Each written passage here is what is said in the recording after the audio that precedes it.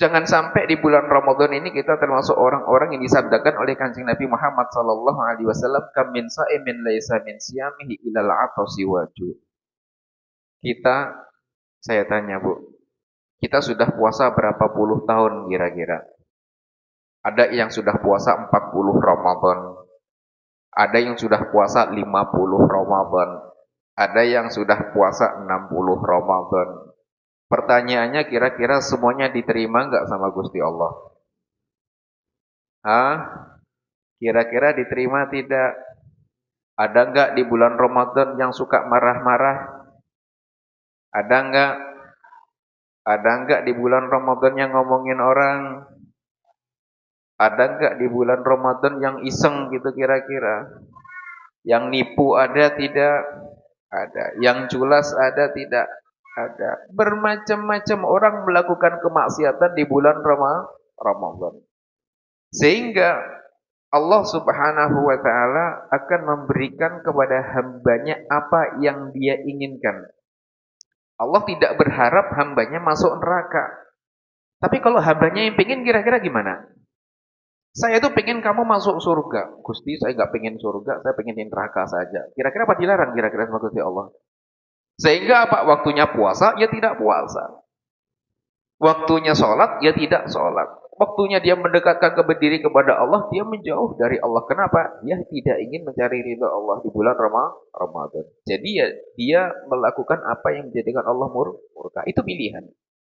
Padahal Allah tidak menginginkan hambanya. Sama kata Gusti Allah, di dalam hadis qudsinya disebutkan oleh Kanjeng Nabi Muhammad sallallahu alaihi wasallam, Allah mencintai hambanya melebihi orang tuanya mencintai anaknya. Sebagaimana orang tua tidak ingin anaknya celaka, Allah lebih tidak ingin lagi kalau hambanya celaka. Makanya Allah memberikan, kenapa Allah terus memberikan motivasi-motivasi, terus diiming-imingi di dalam kebaikan-kebaikan, agar hambanya ini tidak berhenti di dalam kemaksiatan. Terus melakukan kebaikan-kebaikan. Yang maksiat segera berhenti, diiming-imingin sama Gusti Allah, "Hei ahli maksiat, ayo tobat, nanti dikasih surga sama Allah." Akhirnya mau tobat.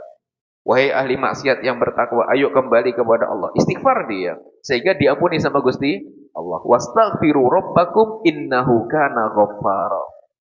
Jadi Allah tahu hambanya itu ada yang senang maksiat. Kalau dari masjid, kalau dari musola habis dinasihati itu kayak iya oh gitu. Iya, tadi ustaznya nggak boleh ngomongin. Pulang dari musola, sambil pulang sambil ngomongin. Nggak sadar kayak gitu. Kenapa? Ya tadi, setan menggoda manusia tidak pernah berhenti sampai manusia tadi keluar dari jalan yang benar. Ini adalah hari biasa. Berarti hari Ramadan nggak ada setan, nantinya setannya di penjara. Ya betul, setannya di penjara. Tapi setannya punya murid-murid nih, yang belajarnya di sebelum Ramadan udah diajarin. Jadi sebelum Ramadan 1 tahun udah diajarin. Ada yang diajarin ngomongin orang, ada yang diajarin dengki, ada yang diajarin hasad, ada yang diajarin buhut, kedengkian di dalam hati. Ada yang diajarin sering ngedumel atas nikmat Allah. Itu adalah ajaran setan kepada murid-muridnya. Nah, muridnya ini melanjutkan misinya. Gurunya di penjara, muridnya melanjutkan tugasnya kan gitu. Sehingga apa? Yang maksiat terus maksiat, yang melakukan ini terus melakukan murka Allah. Makanya apa di sini? Kita selalu meminta kepada Allah. Ya Allah, di bulan Ramadan ini Allah membuka pintu-pintu surga, neraka sudah ditutup semuanya, setan sudah dibelenggu semuanya. Kita pun masih berdoa agar diselamatkan dari godaan-godaan yang lainnya. Godaan jinnya sudah, tinggal godaan manusia. Godaan nasi padang ya Allah. Godaan es teh di siang hari, ya kan gitu. Itu kan menggoda semuanya. Udah panas-panasnya ngelihat es teh, kira-kira gimana? Banyak nggak yang tergoda? Angkat tangan yang suka tergoda di bulan Ramadan ini. Yang berangkat dari rumah puasa di tengah jalan beli es kelapa kan gitu. Jadi yang melihat kita itu bukan manusia, tapi melihat kita adalah Allah. Makanya Allah jadikan Raqib dan Atid sebagai pencatat amal, itulah yang mencatat semua amal-amal kebaikan. Ya ayo kita lakukan kebaikan. Adapun kesalahan-kesalahan tahun ini yang kita kerjakan, ayo kita ampuni, minta ampun kepada Gusti Allah. Ya Allah, bulan Ramadan itu adalah awaluhu rahmah. 10 hari pertama itu adalah rahmat. Kita doa, ya Allah jadikan kami adalah orang yang mendapatkan rahmat di 10 hari pertama. Doa. Wa awsatuhu maghfirah. Pertengahannya adalah ampunan Allah. Doa lagi, ya Allah jadikan kami adalah satu di antara hamba-Mu yang diampuni di pertengahan bulan Ramadan. Kemudian doa lagi, wa akhiruhu idkum minan nar. 10 hari terakhir itu adalah pembebasan dari api neraka. Ya kita doa terus, ya Allah semoga kita termasuk yang dibebaskan dari api neraka. Kira-kira kalau dapat dibebaskan dari api neraka enak enggak kira-kira? Atau ada yang pengen nyobain, saya pengen di neraka sebentar saja. Yaumin ka'alfi sanatin mimma ta'udun. Karena hitungan di akhirat itu yaumin, sehari kayak 1000 tahun. Kuat tak kira-kira digoreng 1000 tahun kira-kira? Ada yang mau nyobain kira-kira?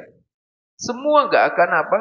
Semua enggak akan mau. Dan Kanjeng Nabi SAW ketika mendengar cerita-cerita akhirat, kalau Kanjeng Nabi itu ingat akhirat, besoknya nambah ubannya. Nambah uban. Nah ini yang nambah uban ini nambah ingat apa ini kira-kira?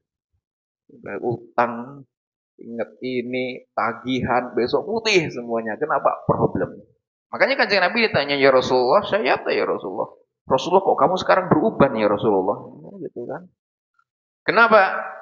Kata sahabat, dijawab oleh Kanjeng Nabi Muhammad SAW, saya itu kalau ingat akhirat itu langsung nambah uban saya.